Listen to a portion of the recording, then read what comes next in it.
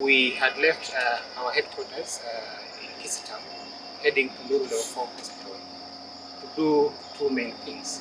One, there was a water pump that had broken down that necessitated repair, but before that, we were to test it using the generator that is in the hospital, but they had challenges with fuel, which we would get from town. Two, we were to pick an anesthetic machine, which is a normal government procedure, under borrowing from one facility to another facility that didn't have that machine. So the relevant documents and authorization from the chief officer in the department had been done, and communication passed to the issuing facility at Nduru level 4 hospital. At about 1 p.m. we left heading to Nduru hospital, and we were received well. The situation was calm until the point where we had completed filling the necessary documents and the machine issued from the relevant officer who had been left in the hospital. After a short while, when the machine was being loaded into the vehicle, a gentleman appeared from nowhere and appeared to be taking a video clip, and we asked him gently what he was doing, and he said that he was taking the video clip to record the work that was being done. So we requested him politely that we were not comfortable with that event, and he retreated.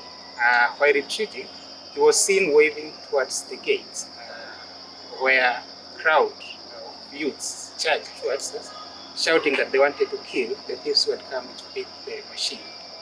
Remember that communication had been done and authorization had been received from the chief officer, who was aware of all this.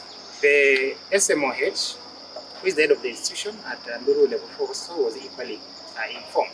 So when they charged towards us, they started beating some of our members, one of whom is actually not here because he got injured and had a mental breakdown from that attack.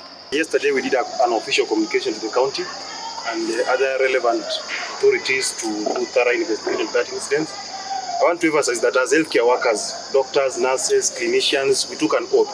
Healthcare workers can work anywhere and we work without partiality.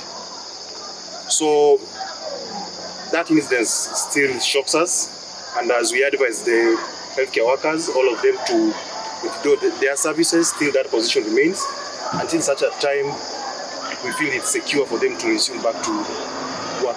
And we want to categorically say this without fear, that we are aware the people behind the act that occurred in that facility were well organized, and they were organized by the local politicians.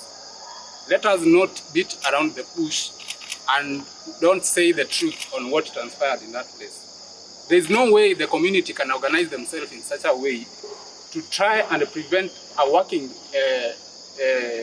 workforce to do their job, and because this was a normal government procedure and it was well communicated. So there is no way we are going to keep quiet and not condemn what happened there, especially to our local leaders. In the 21st century, where we have the constitution, we have the laws of the land, we cannot behave like animals. And it is something that we are telling our people and our members who are the healthcare workers, all of them, that there is nobody who is going to return back to that place until the leadership of the county government, the local leadership, and the area MP, and all the MCAs in that area, they come together and solve the issue that is there. Meanwhile, that place will remain deserted completely, and we mean that.